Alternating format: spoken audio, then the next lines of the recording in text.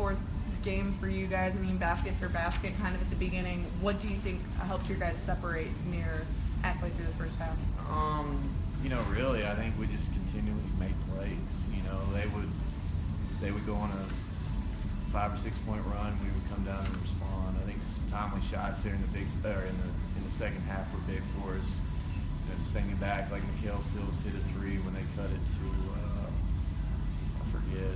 There were a couple other plays. We just made plays at the right time. What did you say to your guys at halftime? Because you guys seemed to come out with a different type of energy in the second half.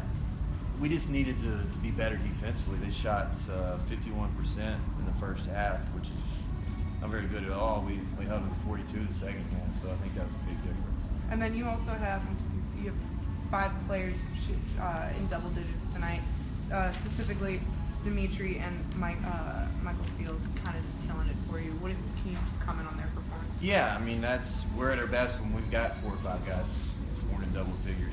21 assists on 37 made baskets is huge when you look at offensive numbers. So that's awesome. That means we played really well together. We shared the ball. The right guy got the right shots. And normally that guy's the open guy. So that's really pleasing. We've been shooting the ball fairly well here as of late, with the exception of probably against Wesleyan. So I'm glad to see that continue, especially here at home. You also won the turnover ratio today. Was that a big thing for you? Yeah, I mean, I don't know that had a huge impact. Obviously, taking care of the ball is important. Normally we don't turn it over a tremendous amount. Yeah, I mean, the points off turnovers were pretty even, so I don't know how much of an impact it has, but at the same time, it's good to take care of the basketball. If you could kind of just expand on, like you mentioned, or like Carla mentioned, 5 different players scoring in double figures, kind of a balanced scoring attack, and a couple players in particular, Chance Sheffy, again to double figures first time in a while, and then also just see coming off the bench and adding 10 points. Yeah, those 2 guys were huge. Chance gave us a good lift there early on, and then you see midway through the first half came in and had some really big buckets for us. And again, those were some of those buckets we were talking about that came at times when they were kind of making a push to close the gap, and we were able to extend it back out. Then, like you mentioned, second half defense. I think the first 9 minutes of the second half, holding Glenville State to 33.3% shooting.